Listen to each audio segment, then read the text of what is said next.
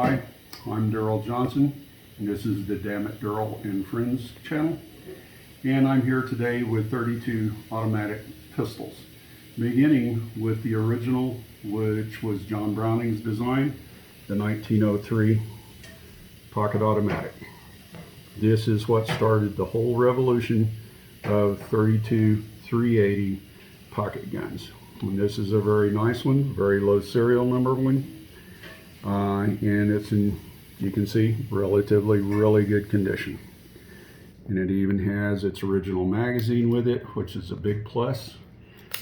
Hasn't been replaced or lost, and the bore is nice on it. But most of this is going to be about these European copies where people wanted to jump in on the 32 ACP pocket pistol bandwagon that John Browning started with the 1903. Everybody followed that. If you don't know who John Browning is, go find out. Okay. In Belgium, he was called the Master. FN produced his first guns along with Colt, and lots of other things followed. Okay, now in America here, we call this stuff 32 ACP cartridge, as in right there, typically 71 grain bullets. This happens to be some MagTech ammunition I have. This stuff here is some late German 1980s training rounds. They're blue. They do not function the action, so you've got to cycle them by hand, but good for indoor training or a new shooter. Okay, now the oldest gun here is this one here. This is a 1914 Mauser 32 ACP cartridge gun. They made a bunch of these. They look almost identical, but there are variations of this gun, and they made them up until World War II. They started before World War I, and these were carried in World War I through the 30s, 20s, 30s, and into World War I. There are Nazi-marked versions of this. This gun is not. I have not tracked this down. I think this is a mid-30s gun, which would probably be a police pistol at that time. No military markings on it. Okay. Now the next gun that came out here is this Czechoslovakian gun here. This is this commonly known as a CZ-27. This was my father-in-law's bring back from World War II.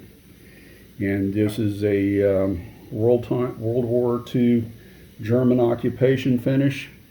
The commercial ones were very much better finished. They have bright blues on them. And if you look close, you can see the Nazi markings on this gun. Very rough millings across here. And right there's a Nazi proof stamp right there. And this cartridge. Focus on that a little bit more. Okay, on that. Okay. It's not quite wanting to focus, but they get a pretty good idea there of what it looks like. Okay. And this is what would be carried by German officers in World War II. And it's also 32 ACP. And this marking here is caliber 7.65. This is what it's considered as in Europe. The 7.62 by 17 is another commercial marking for this thing. And these were very well constructed guns. And this is phosphate finish on this, no blue. And this is the way it came back from World War II from my father-in-law. And this is a Walther PP. And this is a late model gun made in the 70s or the 80s for the police in France. And this is by Manurin.